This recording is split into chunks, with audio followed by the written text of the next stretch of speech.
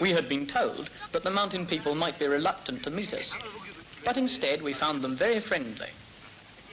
Only one of our party understood their native language, but this did not prevent us from getting on very well with them. Our portable tape recorder with a few recordings of traditional jazz helped to arouse their interest, and it was not long before they were giving us some of their performances to take back.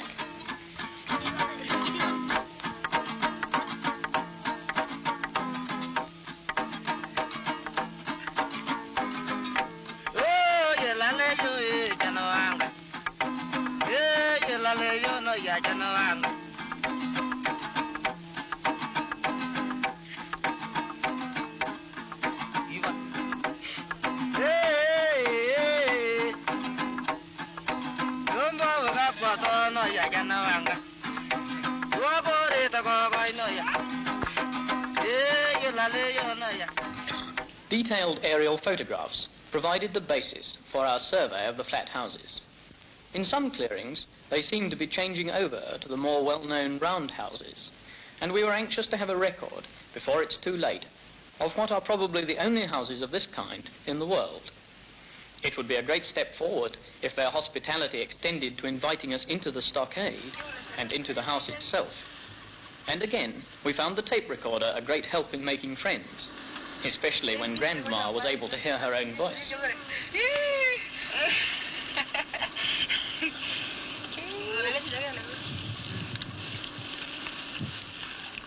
Then at last came the invitation.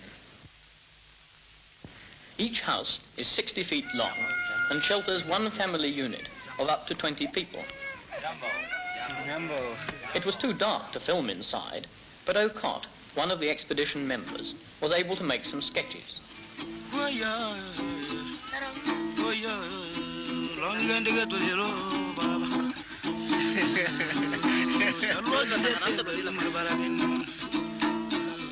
At the far end is an entrance to a separate part of the building, which is used as a stable for the sheep and cattle. We found the mud almost impossible to avoid and a great nuisance, but at least it reminded us that mud was one of the basic building materials for these houses. The woman of the household also had a use for this mud in her weekly task of keeping the roof in good order.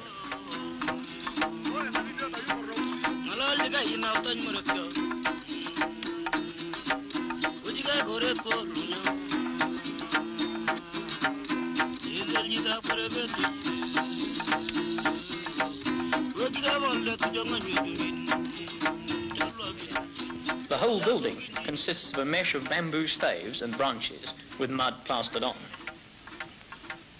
The mud on the roof is anything up to 9 inches thick, which is quite weighty and accounts for the heavy vertical beams. When the inside had been fully investigated, we turned our attentions to measuring up the outside of the house. One thing we learned in this process was that ordinary Wellingtons are far better footwear than a pair of mountaineer's boots.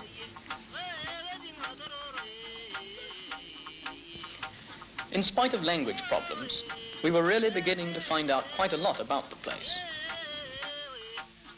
These are beehives. It must have taken many hours of work to hollow out one of these logs. The empty ones are stored in the porch of the house and later on placed high up in the fork of a tree. The Sebei people live chiefly on maize, which they buy in the valley in exchange for their cattle. They store the maize in these round bins with conical tops, which are raised above ground level to keep out damp and rats. The maize is turned into flour in the Atlas grinding machine made in England, the only manufactured article they use.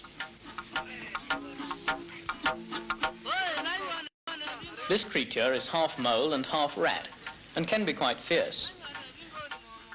They are trapped and eaten by the Sebei people, but our interest was a little more detached, and the ones we caught ended up dissected in the British Museum.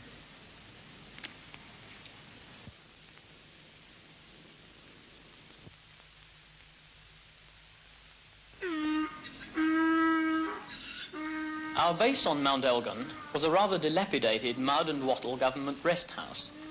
It was far less homely than the flat houses, and we only used it as a shelter for cooking and eating. For everything else, we were either out of doors or in our tents.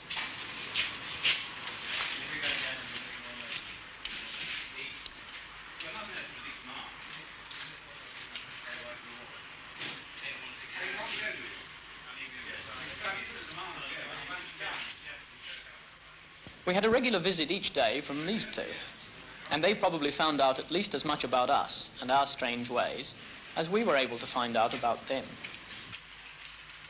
In the end, we bought the chicken, and it made a very good meal. In spite of the heavy rain that fell for a short while every day, our nearest water supply was half an hour from camp and had to be boiled anyway. We therefore rigged up a spare ground sheet to collect an extra supply from the roof of the rest house.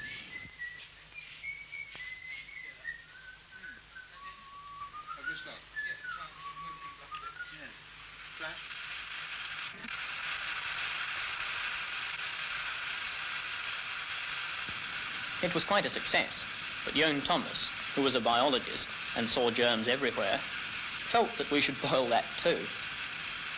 Probably it was just as well, for no one had any stomach troubles, as we had half expected.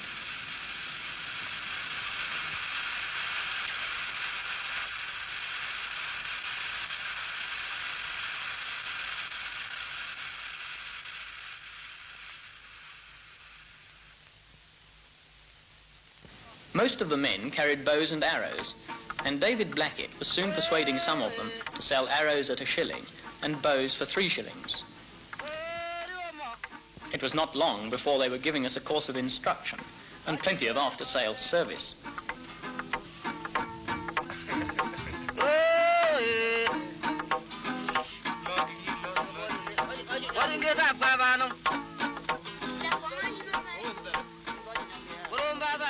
They were a little reluctant to join in a competition, but they did not mind watching us make fools of ourselves.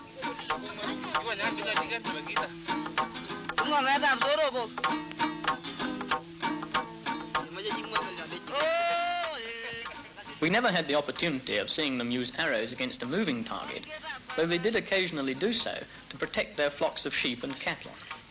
We heard that they even have to use them occasionally against the mountain leopard.